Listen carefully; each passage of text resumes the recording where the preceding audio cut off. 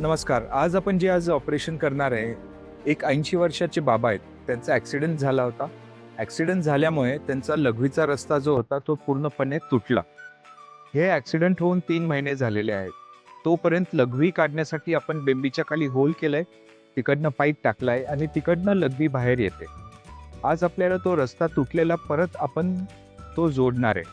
तर इकडे तुम्हाला दिसेल की हे जे औषध आहे ते खालपर्यंत तिकडे येऊन थांबलेलं आहे.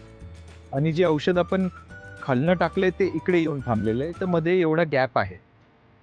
आज आपण लघवीचा रस्ता उघडून ते दोघी रस्ते जोडणार आणि ते शिवणार. या ऑपरेशनला एंड टू एंड युरेथ्रोप्लास्टी असं म्हणतात. हे ऑपरेशन झाल्यानंतर पेशंट नॉर्मल रस्त्याने लघवी करू शकेल.